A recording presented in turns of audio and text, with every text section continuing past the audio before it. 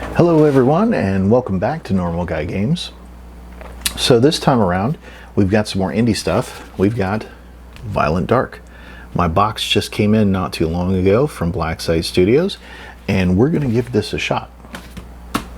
So Violent Dark is, to me, I think, a really interesting game because of the fact that it sort of pseudo-invokes movies like Alien or even something like Sunshine, really heavy sci-fi vibes, in sort of almost a dystopian way. So I don't know why I like games in which alien creatures potentially want to eat my face, especially considering that I keep garlic handy in my pockets so vampires don't potentially try and eat my... Anyway, so the point is, Violent Dark is a skirmish game that I'm gonna put some time into and have a look at, and I thought I'd do sort of a kind of a basic overview of how the game works before I try and put up a potential battle report for it. So let's get into it and let's have a look at the book, and we'll see where it goes.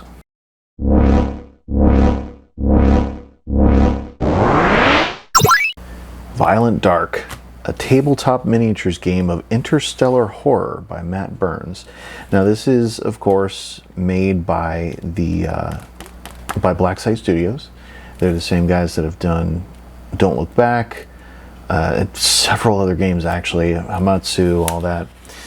So Violent Dark is kind of to me, the more I look at it, reminds me of kind of like a skirmish version of Space Hulk in a way, because it's going to be a lot about actually external threats and things like that. So that what you get first off is it gives you sort of a background of everything, and it boils down to a group of people that are working for these large corporations. And of course, what do large corporations want? Money. That's a thing. So what you get here in the beginning gives you sort of an overview of what to expect from the game, right? The threats, missions, Plan B, which is kind of like a secondary mission, or like an extra mission objective for you to complete. You get your crew, and then exploring the dark, it gives you more of the rules portion. So it starts off giving you a few of the corporations. Now these are just corporations, and you can make up your own, but these are sample corporations. Of course, what I like here is that DeGraw Unlimited, right? So that's from Don't Look Back. So basically what you're going to be doing is you're going to be picking out which corp you work for, which corp are you a stooge to, and then it gives you an overview of the different types of facilities and ships that will be in the game, and it goes over phase crystals, which is a kind of a big thing. It's one of the greatest discoveries, quote unquote, that has happened so far in the darkness of space. And they are basically used for data transmission and communications and things like that. So it's like faster than light communication, so to speak. It goes over the fact that there are going to be alien worlds that you're going to see, and it goes straight into what is the game. So basically you're going to have a crew of 4 models, and I do have the basic crew here, although my engineer, it's kind of hard to see, but my engineer does not have a wrench handle. It's actually the wrench handle is not fully formed, which I've already contacted Blacksite Studios, let them know. They're really good about stuff like this. Going into the basics of the game, it tells you what you need to play, which is you're going to need 4 miniatures. You'll need miniatures for your threats. And part of the package that I got was a box of, or a pack of multi-part Xenos, which look an awful lot like a cross between a xenomorph and a tyrannid, which is fine for me. I think they look neat. So on top of your crew and your threats, you'll have your threat cards, which are these. We got some sample threat cards here. Everything from belt parasites to or belt pirates to xeno parasites to rogue synths, xenos, mercenaries, and all of that. And then you need your crew sheet, which you get a package of multi-sided crew sheets here when you get the game, which is kind of cool. It's kind of neat. Quite a few, so plenty of games here. No need to print your own if you get the big package anyway. You need dice. It ranges from D6 all the way to D20, and a 2x2 play area and terrain, which is kind of a it's kind of standard for small games like this, and I find myself more enjoying the smaller games than anything. Like 2x2, 3x3, anything more than that is just it's just too much. So tokens, and I did get the token pack as well, and I have stored in this little bag that came with the cards and whatnot.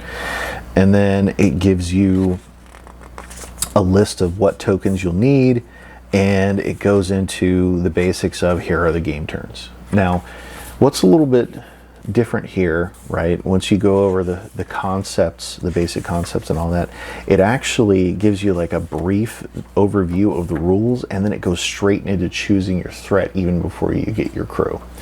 So it gives you your important concepts, right? You have your high threat areas, your crew activation. When one of your crew is activated, you get 2 action points and you're done. So once you activate, even if you don't use both action points, when you're done with that crew member is done for that round. So it goes over high threat areas, which contain potential dangers and threats, and it could be anything from unguarded hatches to xenos, like aliens or whatnot. And there are tokens for that as well. It goes in the basics of threat, in contact, which of course is base-to-base contact. You got your player threats, which anyway. So yeah, all of the basics here, right? So it will go over, and you can go over all of the information in the book. Some of the things that you can do, right? Obviously, you can move, you can attack, you can take a defensive stance, and you're going to start here. The cryo chamber that's where the crew members come out of stasis, right? So 6-inch by 6-inch area, and it's represented by a secure door of some sort. Interesting information here, right? I think that's kind of cool.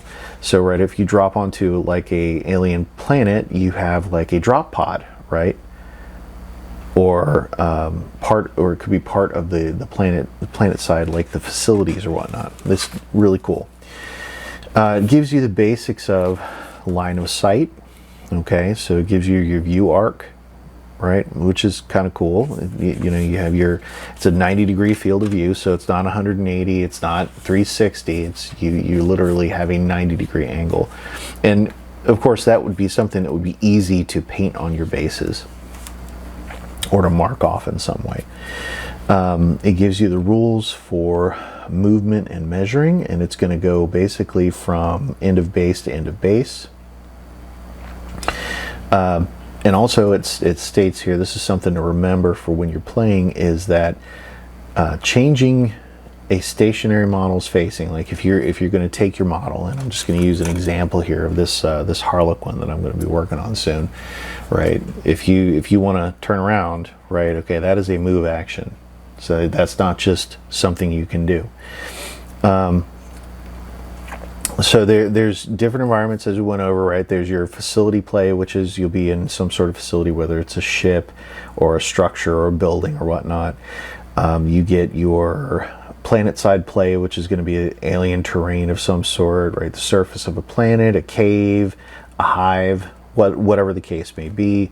And you have your micro environments, which are different sectors on the board itself.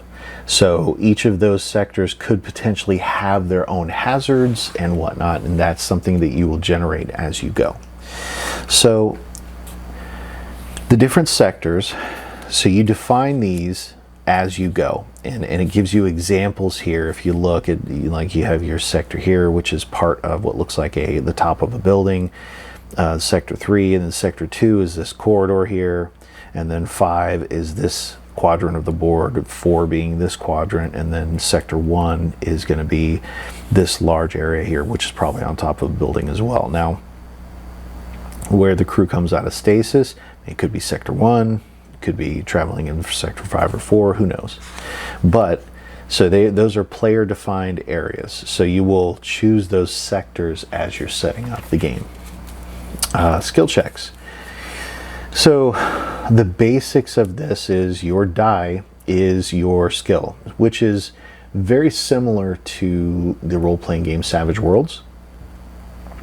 And you're going to roll, and then you'll have a target number, right? And if a check doesn't have a target number, then the target number is always 4.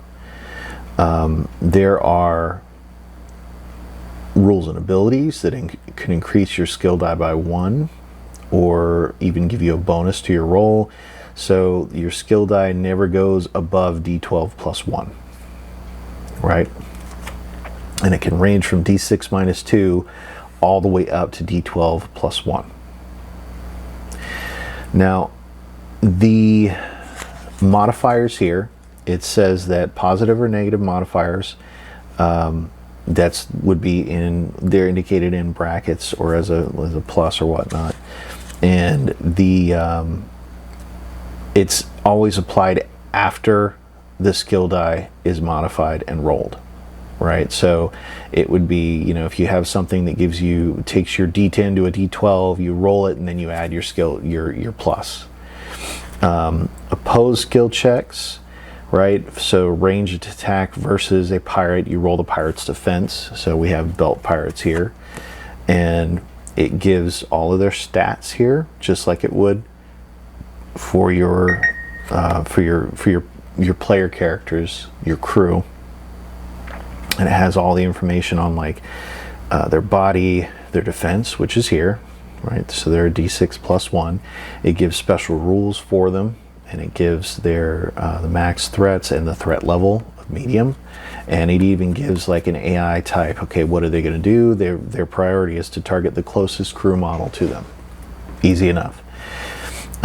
It gives you information on the damage they can do, and all of this is very, very easy to read. You got your field of view, which is your 90-degree arc.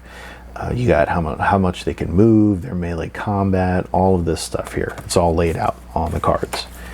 And this is actually in the book as well. So all of these cards, you don't necessarily need the cards if you have the book. It's just nice to be able to go, okay, well, belt pirates, there we go, I got it. But like I said, the book contains everything you need for that as well. All right, so one other thing you can do once per turn during your crew's activation, when it performs a skill check, you can make a stress check with a target number of 4. Whether you make it or not, you can re-roll your skill die. The second result stands. That is your result, even if it's bad. That's it. Talk about the stress check. The stress check, basically, you're going to have a number of stress boxes on your character sheet, like here, right? And what happens is, if you fill all of these up, then you succumb to stress and you go into panic, right? So you roll on the panic table during the vital scan step And that's in here too on page 54. So that's something that you weigh your options on. Okay, well, how much stress do I have? Can I afford to potentially fail this? Obviously, it's going to be a call you're going to make as you're playing the game. So that's easy enough. Now, choosing your threat. All of your threats are going to have a threat level. Okay, it goes from basic to medium to high. It gives you a rough guide on how challenging the threat will be to play against. There is a maximum threat limit. Okay, and the high threat area table, basically, you would, if they would have you put another threat on the table, all the threats increase both their ranged and melee combat skill dice by 1 level until the cleanup phase at the end of the turn. So basically, it gives them a slight boost to their abilities, which is definitely bad. There are named characters, and there are also named threats. Named threats, basically, the named threats it'll show on the card how it interacts, but killing a named threat, actually, you get to choose a bonus from your plan B, as if you completed a plan B. And you can uncheck 1 stress box, which is potentially a good thing, because that could potentially help. Now, generating your missions, moving on. So your missions, your table is going to be laid out into 4 quadrants, 4 sectors, right? A, B, C, and D. And that's going to be on a 2x2 area. So you can choose or roll, right? And I think rolling is a little bit better. So what it starts off asking you to do is you start out by rolling where your cryo chamber is going to be. And depending on what you roll, it's going to be in the center mass of 2 of these sectors, or potentially right in the center of your board. So that's interesting. It gives you also mission objectives. That can be anything from anomaly detected, collect a rare sample, all the way down to hazardous readings. And you're going to roll that, and then you go into your follow-up. And follow-up, basically what that means is, will it be required for one of your characters to survive, or will there be no follow-up? Basically, it's saying, the mission is complete as soon as the objective is complete. So either one of 2 things. Either you have to survive, or, okay, you're good, the mission's done. Which can definitely make a difference on how the game plays. You select your game length. And this, of course, can be rolled, right? You roll on a d6, anywhere from 8 to 10 to 11 to 12 turns. So that also can be important, right? If you're trying to do some sort of objective and you have a limited time frame to do it, that can ramp up the stress levels for you and kind of make it challenging, which I thoroughly enjoy games like that. You will roll a d8 to see where the starting high threat area tokens will be. So depending on what you roll, if you roll 1 through 4, you basically put a high threat in the center of each table section. And it can go all the way up to placing a high threat in the center of each table section. In addition, on every even numbered turn, a high threat token basically spawns randomly within d6 of the center of the table, which is crazy. So your difficulty can also change quite rapidly. You got your special rules. So basically, your special rules add a sort of flavor to the game. Now, it says here you roll up to 1, right? You can roll as many times as you like, but it says basically you want to roll 1, and this can be anything from add 1 to the maximum number of threats that can be on the table, all the way to, it's a secure site. You can choose any sector on the table to gain a secure microenvironment, which is kind of like a safe haven type of deal, which can be interesting. So again, it goes over the terrain setup, and it gives you sort of like an overview on what kind of terrain you're going to need, what you're looking at, whether it's planet side, facility, or even a mix of the two. You could have like a facility that's on a planet somewhere, an alien planet, and that's what your play area is between the two. And then it goes over some additional information for your sectors and how to define them. Okay, and it gives you some suggestions and information on additional terrain. Basically, it tells you here, right? It'll give you the feature and the sector size. Like for instance, a campfire, 4 inches, right? So this, depending on the sector size, 4 inches, 6 inches, or 8 inches. Because each sector, as it's defined here, back here somewhere, right? So each sector could be its own different size depending on how you set it up. So that will depend on, for instance, what you have here, right? Whether it's campfire in a small one, chemical spill, encampment, pile of cargo, what the case may be. And then it does the same for facility play as well. And it just gives you kind of like scattered terrain or other things to block line of sight, and basically to force your crew and any threats to navigate through.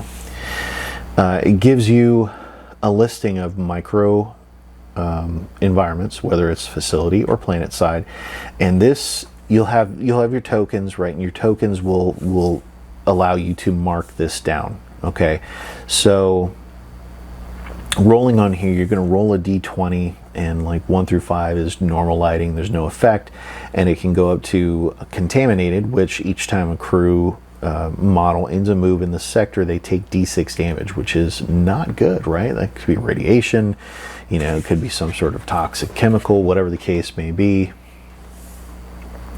And this, I really like this. I like the randomized sort of, holy shit factor of this, where it can add a lot of stress to the play, a lot of challenge to the play, which is interesting. One thing you're going to need is something to represent computer terminals, and it tells you here you place D3+1 computer terminals on the table, and they can be used by a crew with basically in contact with it, and they have to be placed more than 6 inches from any other computer terminal, right? And you can choose locations for the terminals that have that represent communication buoys, terminal uplinks, right? Alien comm stations, whatever, some sort of interface, right? And so that's something to keep in mind when you're setting things up, right? You'll have secure doors, airlock doors.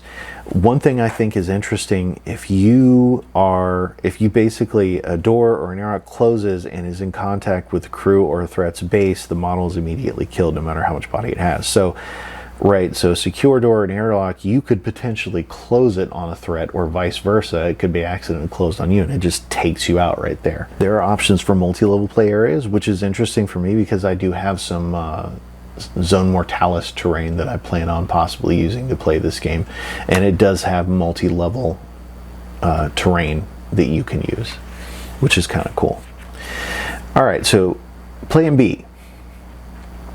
Plan B is your secondary mission, and it could be either facility or planet side. So whatever you're doing, you roll it up, and for instance, say you roll a 10 on a d10, it says complete when the action has been taken at all computer terminals. So back to here, so you take that action, right, on D3+1 terminals that are on the board, and you complete this secondary mission if you do that, which is kind of cool. It gives you something a little extra that you can do, and you choose one of the following when you complete your Plan B, and you can immediately unmark 2 stresses until the end of the next turn, increase all crew skill dice by 1 level, which is kind of cool. And then the last one is remove 1 threat model from the table. That could be huge. That's a real, I like this sort of secondary mission thing that gives you like an in-game bonus while you're playing, potentially, if you can complete it. That's really cool. So moving on to your crew. Okay, so you can play from game to game, so it can be, you can do it campaign style, And if your crew survives a mission, they have a potential to get new skills, increase their stats, all that stuff. And they could even make a name for themselves, right? Gain some infamy. When you're creating your crew, you have 3 options. You have your specialists, which could be like engineers or pilots, whatever the case may be, biologists, whatnot. You have your officers. Everybody knows what an officer is. It's someone who is either in charge or thinks they're in charge, depending on the situation.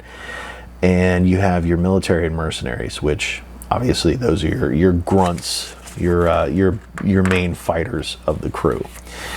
All of your people, they start off with these stats, okay? So each of the different types of character has their own specific thing that they're good at, right? So your specialist is better at defense, and they get a higher field of view, right? Whereas your officer is not so good at defense, they have a lower field of view, but their melee and their ranged combat are better. Their strength is lower, their interact and their stress are the same as everyone else's. So what you have here is the difference between training and someone who basically, I guess you would call the working stiff, so to speak. Each of them, and it gives you a little sort of a summary of each of the different crew members that you can bring on the mission. So basically, it tells you here the same thing I just went over. They have increased awareness. They're also able to scavenge and find useful items for the team. Officers have access to abilities that allow them to assist other crew members. And then your military, basically they have stuff to make things blow up and die, which let's be honest here, if you're facing a Xeno threat of some sort, you want that. Once you choose your crew and your models, they do get some additional training.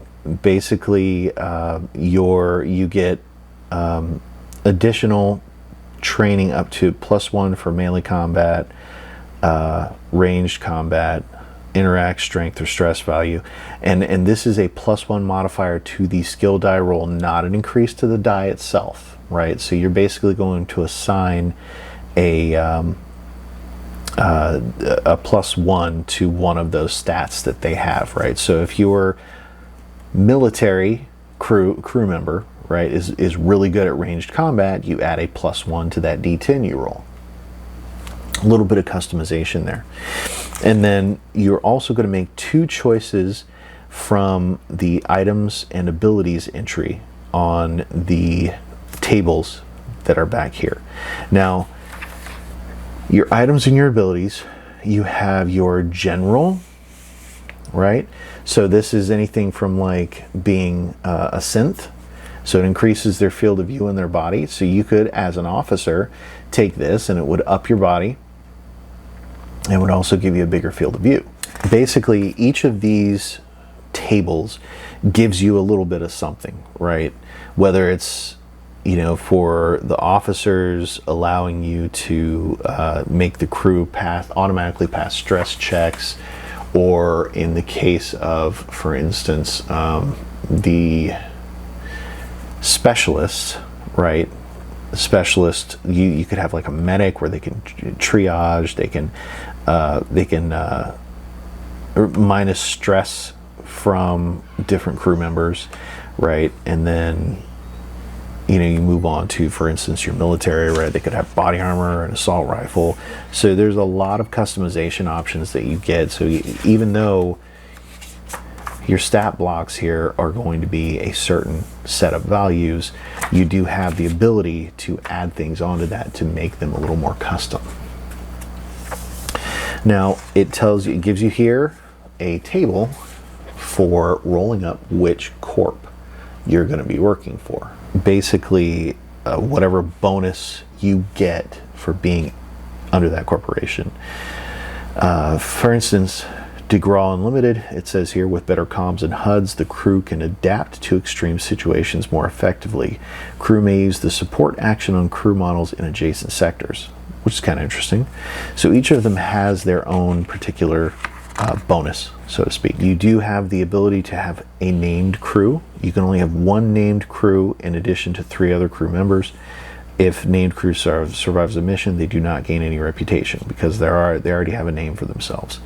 Named crew have the lucky keyword, and what that means is once per game, a lucky crew model may ignore the damage from one attack after the damage die is rolled, potentially saving their asses, which is important.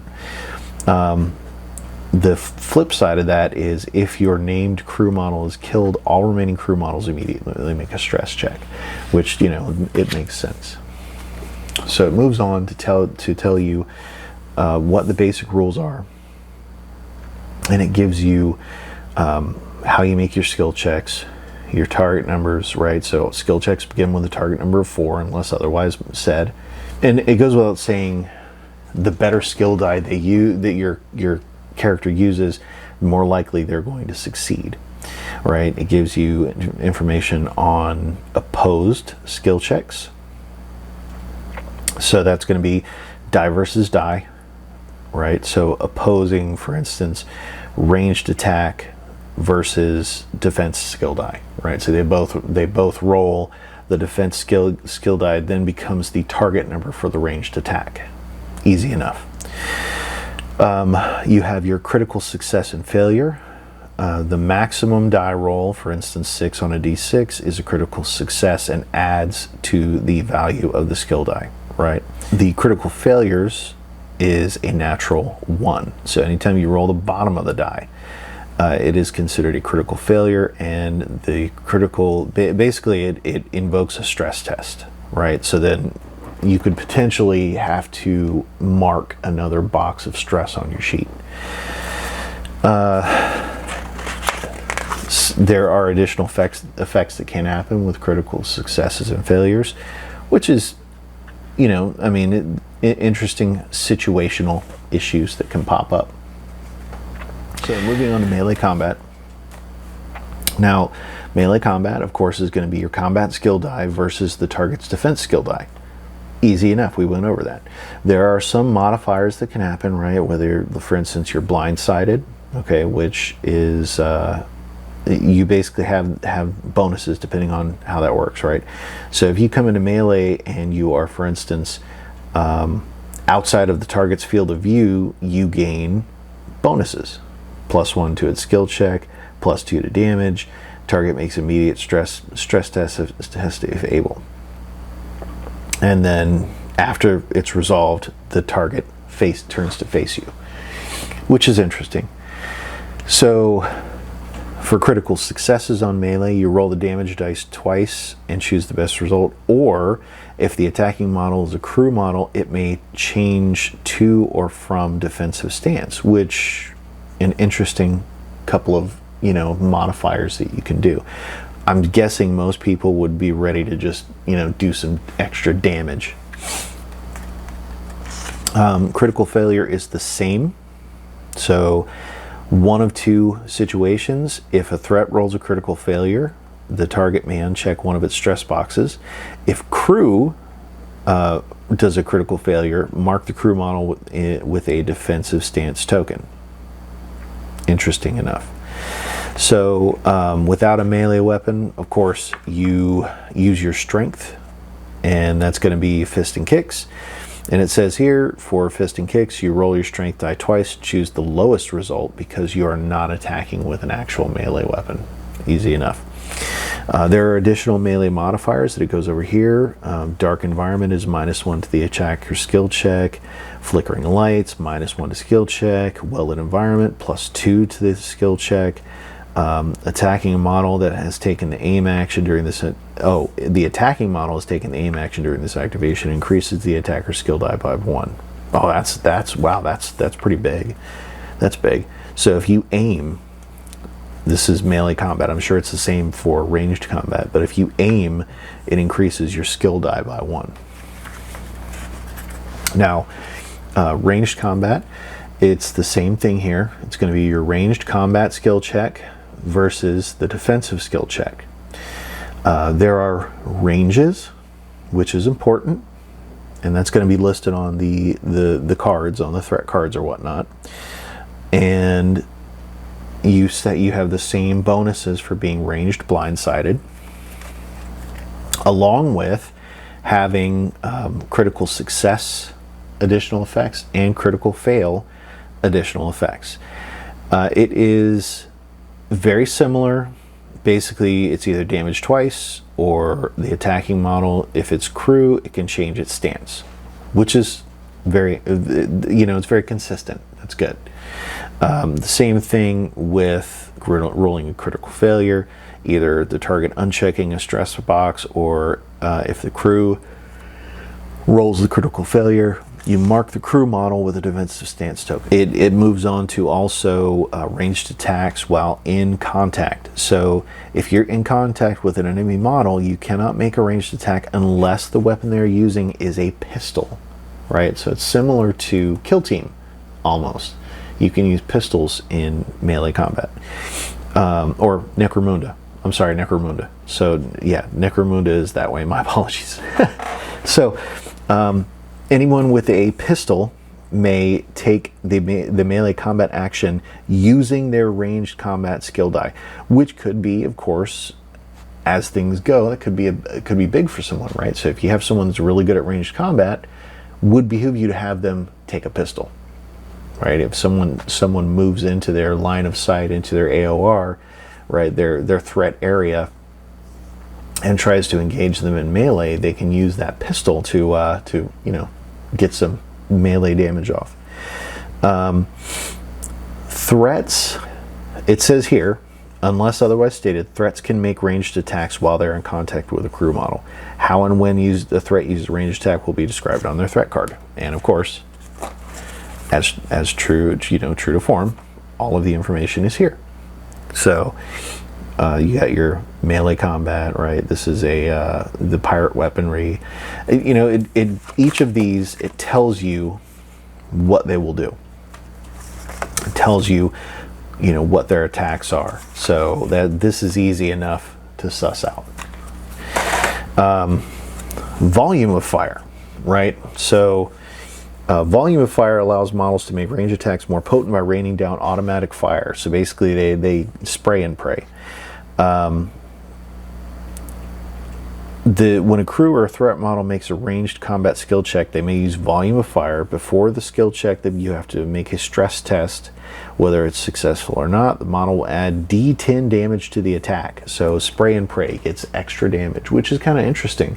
So it's again one of those where you have to balance out whether you have enough stress free to potentially fail that check. And like the melee combat, it also gives you ranged combat modifiers, right? So if you're within 3 inches, -1 to the attacker skill check. Darkness is a -3. Flickering is a -2. Well lit is a +2. In contact with an enemy, -2.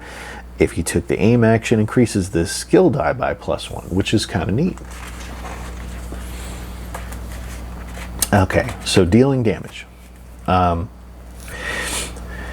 The damage rules start off with if you score a hit, damage is listed on the card, right? So as it says here, right, damage being a D6 for ranged weaponry, or a D8 for melee attack for the rogue synths. So when a threat has a base body of less than 30 is reduced to 0, it's considered to be killed and removed from the table. 30 or more, basically what happens is the first time the model with 30 plus is reduced to 0, roll a d10 on the final threat moment table and see what happens. So final threat moment could be anything from they remain on the table with 4 body remaining, all the way down to the threats removed the table as normal. So this could be a potential, if it's a threat with 30 or more body, it could potentially be a huge game changer, right? For instance, Charger here, whatever the Charger is, I'll have to look that up. The Charger has a body of 50, which is kind of crazy. right? So this, if you took this down to 0, you would roll on this final moment table and see what happens, whether it, you know, it has a second wind, so to speak, or bye-bye it goes. Your crew, once it goes to 0, your crew always gets a final moment. Okay, so you, anything from, again, surviving against the odds, right? So you can, you're removed from the table, you're not killed, and counts as a surviving the mission for advancements. And then all the way to perish, the crew member is killed and removed from the table, and that would be a case of, well, we got to roll up a new crew member. Fair enough. And then it moves on here to go into the phases, right? So you have phase 1, which is the interior ship systems phase, and that comes through to phase 2, which is the threat phase, right? So that's the threats on the board. And then phase 3 is the crew phase, and then phase 4 is cleanup. So this is, we'll go over this as kind of like a general overview and have a look at that. So during the ISS phase, first thing you have to worry about is if any of the crew has all their stress boxes marked, they're going to roll a D10 on the panic table and resolve that. Okay. Also, so during this phase, if a crew member dies and there's still a friendly crew model alive on board of the ship, you can have another crew model start from the cryo sleep chamber during the crew phase. They only get 1 AP for that round, and also you can only do this once in a mission. So if you have multiple crew members die, you can only replace one of them. First thing that happens is the third thing to happen actually is going to be the interior scan, right? So the interior scan is where your threats come from. There will always be a threat somewhere on the board, so there is never going to be a lull in the action. During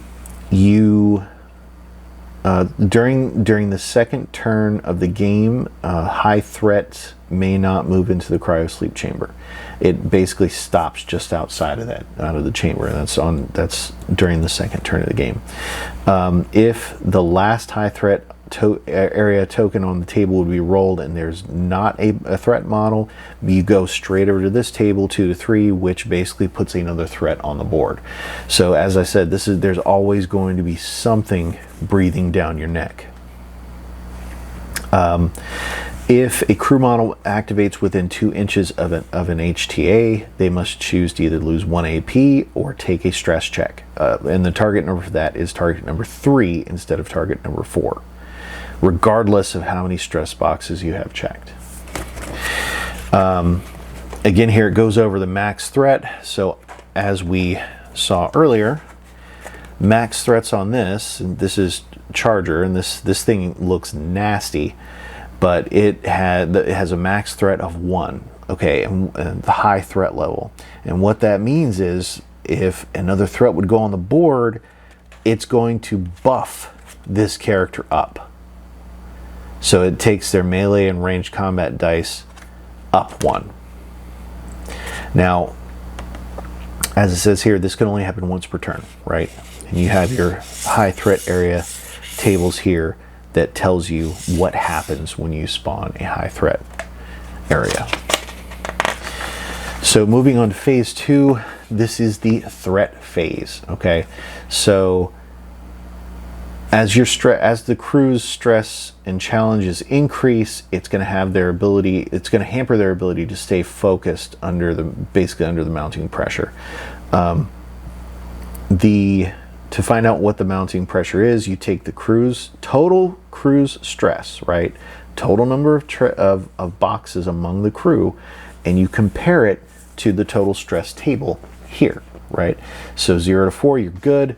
Composure, okay? It moves on to minor panic. Your crew is getting jumpy, right? So the threat area of the HTAs is 4 inches instead of 2. This one, panic, The crew's losing its composure. Target numbers are increased by 1. Really bad. And then 12 plus, the crew has been driven to the brink of chaos. All crews suffer -1 to their defense skill dice.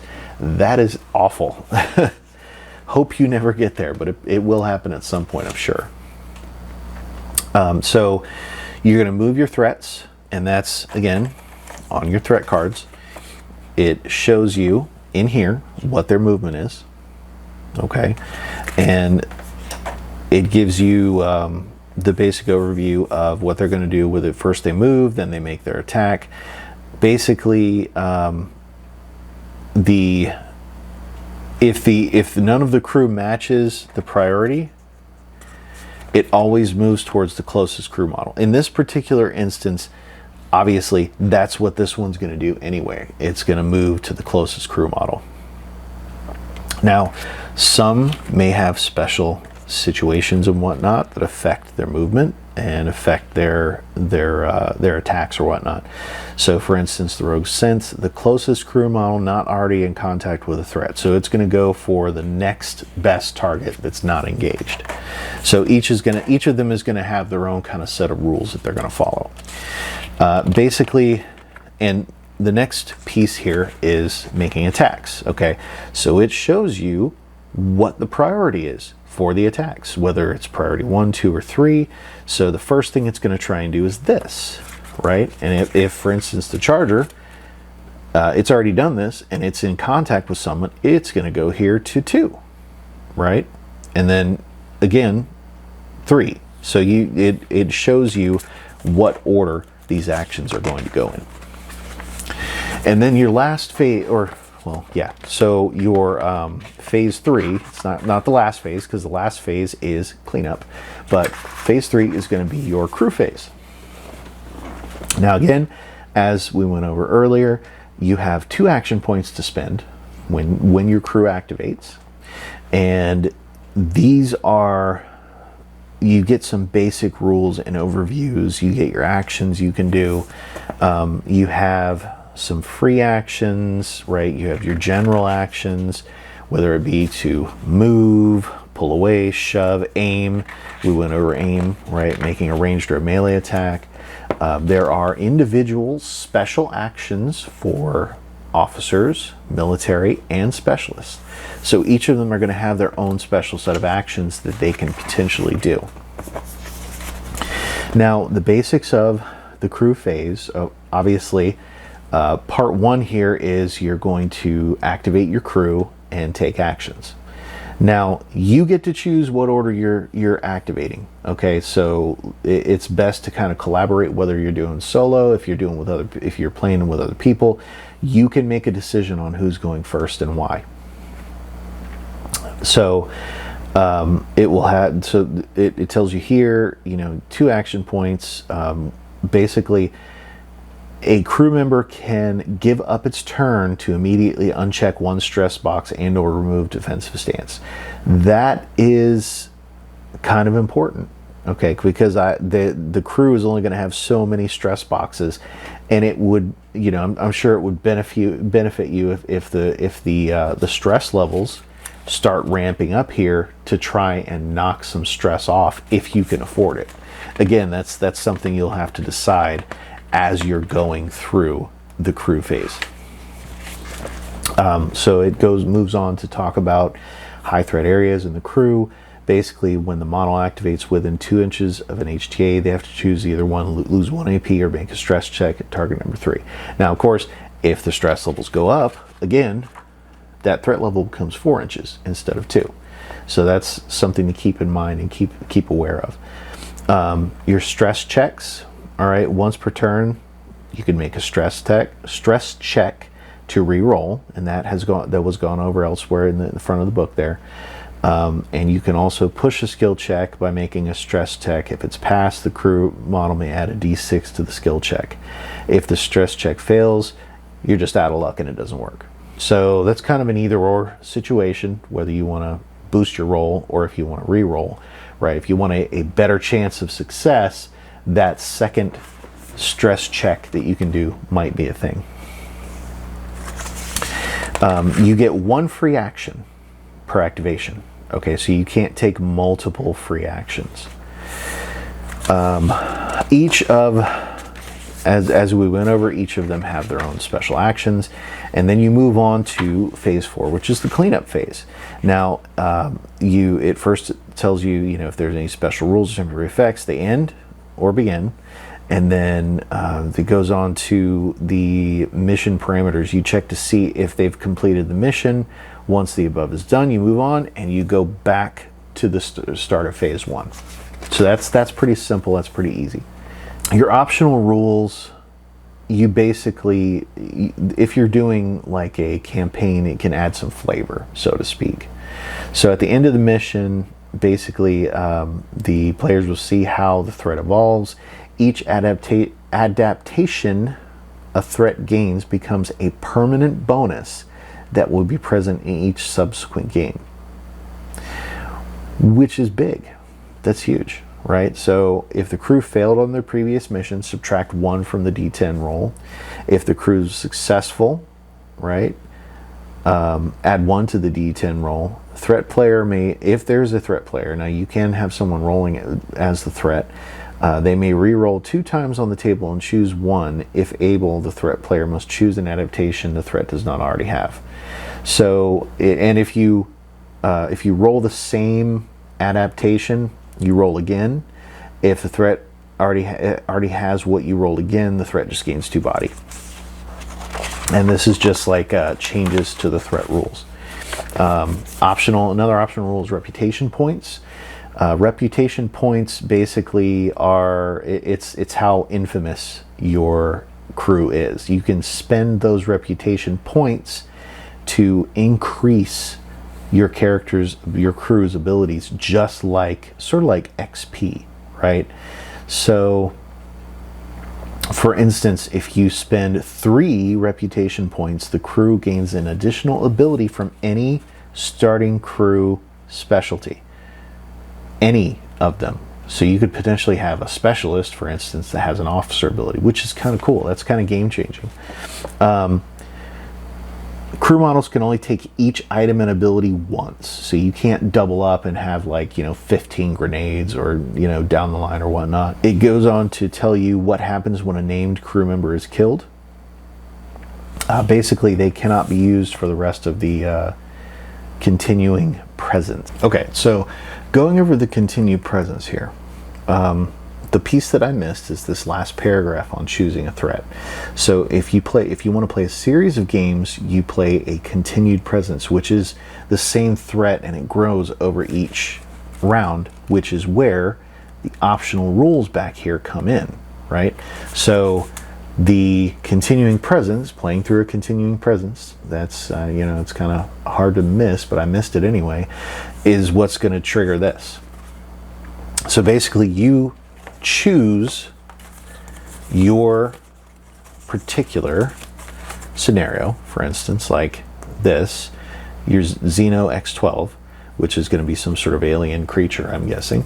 And then once you decide with anyone else you're playing with, okay, this is what we're going to play with, that becomes your threat through your series of games. So when you generate a mission, you're going to be following this threat the whole way through, and it's going to change and adapt and get harder as you go. And it's the same thing with, for instance, belt pirates. Like if you want to do, okay, well, let's play out a game of like The Expanse, and we're going to choose belt pirates. There you go, right? Xenoparasite, again, Charger, Rogue Synths, the whole 9 yards. You just choose which one you want to do, and that becomes your threat. So if I were, and I will be, if I were to run a game, I would probably go with Xenos. But you can also play with multiple threats, right? Then you have global environment rules, right? Zero oxygen environments, so that, atmosphere, toxic environments. And then it moves on to show you the different threats. And it gives you the tokens, so you can print out your own threats, you can print out your own tokens. And then it gives you crew sheet at the end here. And that's it. It's honestly, there was a lot to go over, but it's a very simple game. And it seems like it's going to be very easy to learn and very easy to play, but possibly challenging to master. And that's kind of a basic overview of the rules themselves. I really would suggest that you pick this game up. It looks like it's going to be a blast. I can't wait to try it. I'm actually quite excited to give it a shot. But if you get a chance, I would say pick it up. I'm a big supporter of Blacksite Studios. I love their terrain. I love their games. Give it a chance. Let's grab some dice and let's roll up a first mission, and we'll show you how easy this is. So, if we were to choose Xeno X12, and for instance, for mission protocol, we're going to generate first the cryo chamber starting location. 2, place the cryo chamber in the center of the bottom table edge between sections C and D. So it would go down here in this area. Easy enough. Rolling a d10 for the mission objective. We have 9. 9 and 10 is hazardous readings. Randomly place 4 25mm objective tokens 2d6 inches of the center of the table. If the token would be placed in a cryo sleep chamber, roll again. Create a sector within 4 inches of each object token that is either contaminated or venting noxious gases. When a model is in the sector, it takes d6 plus the current turn number in damage instead of the normal d6 damage. Ooh, that's deadly. A model in contact with the objective token may make the investigation roll with either their strength die or their investigate die with the target number of 4 to seal off the area and remove the objective token. The crew members have to seal off all 4 areas before the end of the last turn. Okay, so let's see if there's any follow-up required. Yes, there is. Additional information required. So at least 1 crew member must survive until the end of the final mission turn. Right, moving on. Game length. Rolling a d6. Okay, it's going to be 10 turns. So you have 10 turns to seal off all 4 of those objectives, which seems like a lot, but honestly, if you're rolling around fighting threats and whatnot, you know, it's not going to be that easy. So with a 6 on starting HTAs, place an HTA in the outer corner of each table section and 1 HTA token in contact with the entrance to the cryo sleep chamber. Oof. Okay, so that's going to be 4 threats plus the one in the middle. That's 5 threats total. All right, and then moving on to special rules. 1, multiple threats detected. Add 1 to the number of threats that can be on the table. So in this particular instance, that would take our max threats from 3 to 4, right? Okay, easy enough. And that's it.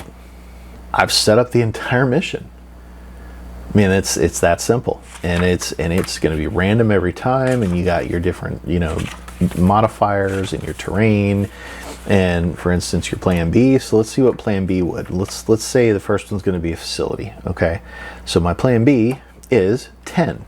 Repair the computer. Complete when the access ISS action has been taken at all computer terminals. Okay, so D3 plus 1. Oh God. Okay, so there's going to be 3 computer terminals. Simple enough. So anyway, so if you've liked this video, if you think you might like the game, cool. But if you like this video, please please subscribe. I could use it. Definitely support Blacksite Studios. They are great guys and they make really good games. And I think that this game is going to be a staple in my collection. I cannot wait to give it a shot. Anyway, we'll see you on the next video, everyone.